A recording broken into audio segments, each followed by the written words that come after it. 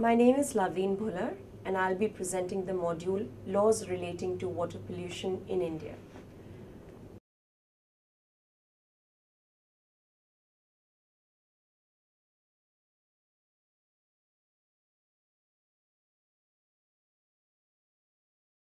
At the outset, it's important to ask oneself, what is water pollution and why do we care about water pollution? As we know, there are primarily two main sources of water.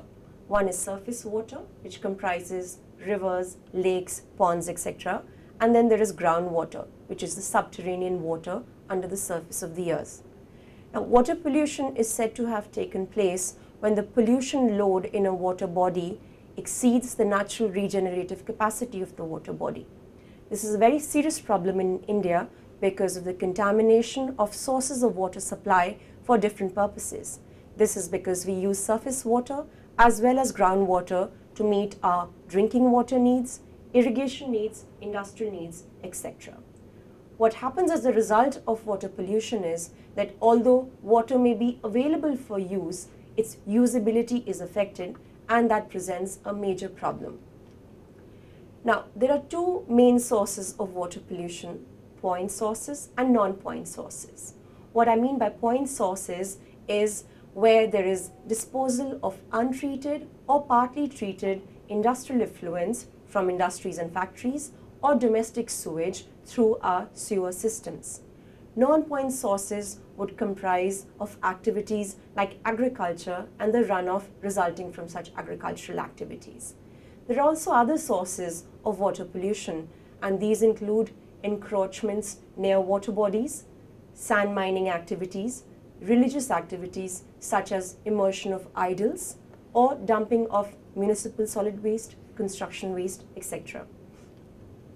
Now, the objective of this module is to provide you with an overview of the different components of the legal framework relating to water pollution in India.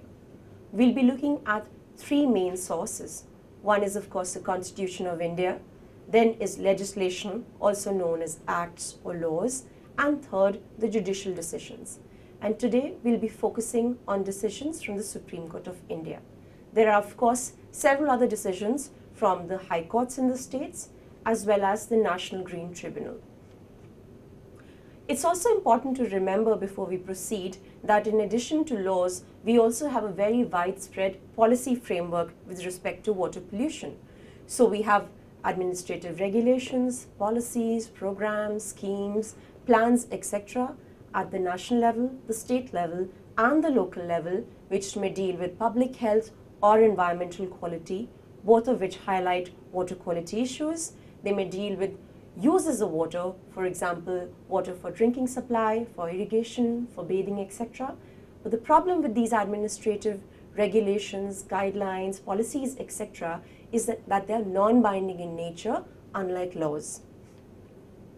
Now, first, let's discuss something about the Constitution of India. There's, of course, no specific mention of water pollution in the Constitution, but Article 21 of the Constitution, which provides a fundamental right to life, has been broadly interpreted by the Supreme Court of India to include a right of enjoyment of pollution-free water environment. This was done in a 1991 case of Subhash Kumar versus State of Bihar and others.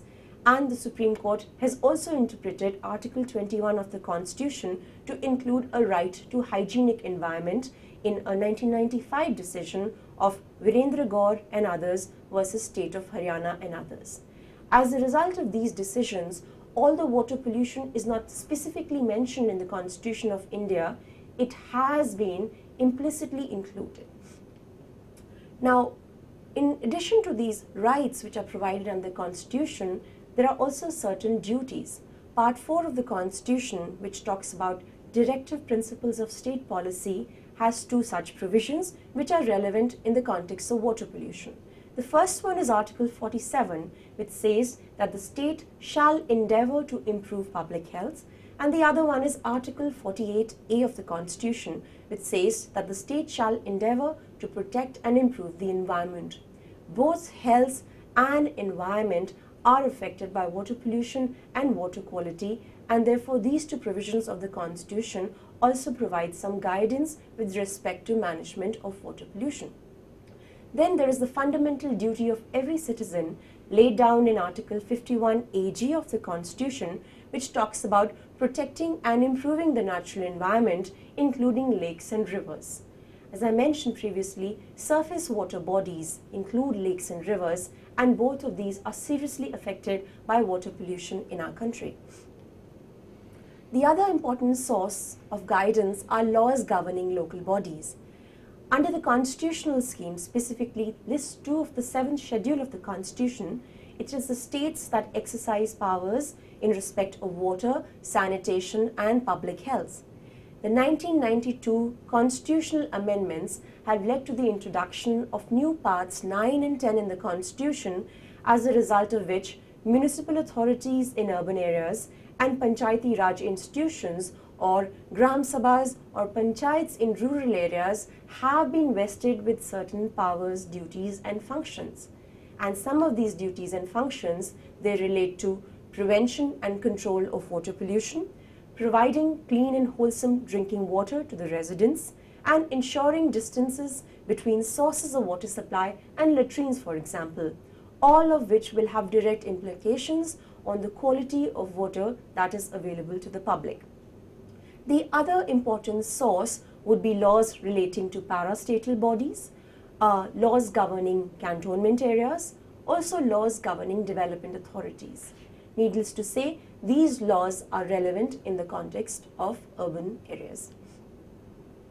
Coming more specifically to an environmental law which directly relates to water pollution, we have the Water Prevention and Control of Pollution Act 1974.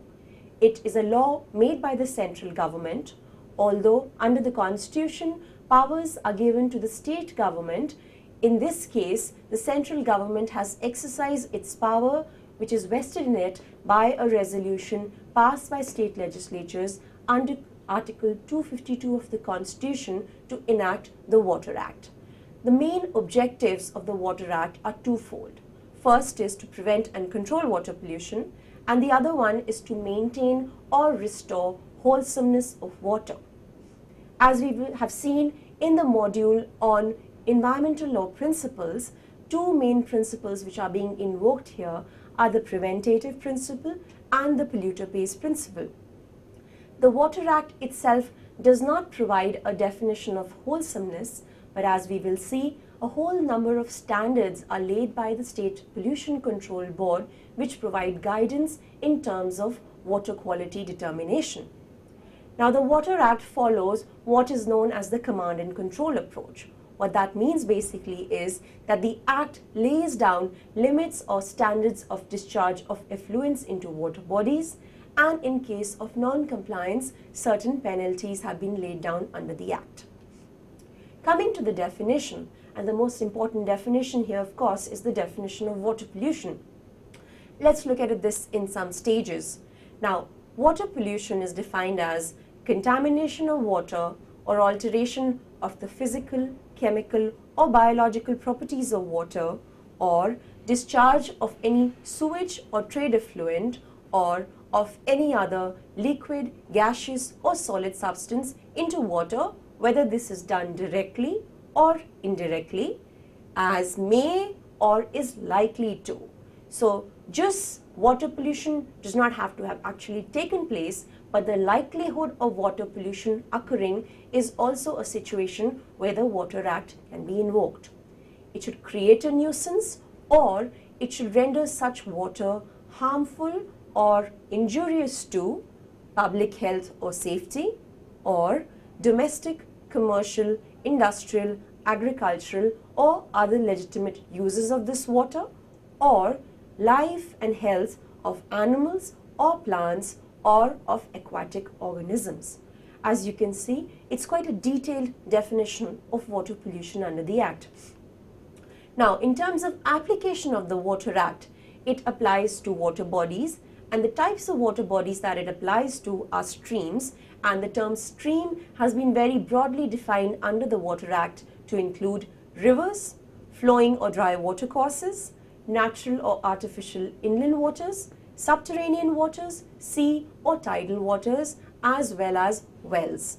Now, the types of entities that are covered under the Water Act include industries, operations or processes, and treatment and disposal systems. It also applies to all persons, which includes individuals, industries, and municipal authorities as well. The types of effluents that are covered by the Water Act are trade effluents and sewage effluents, and both of these terms have been defined under the Water Act. It normally applies to the entire state, but the state government may restrict the application of the Water Act to specific water pollution prevention and control area or areas.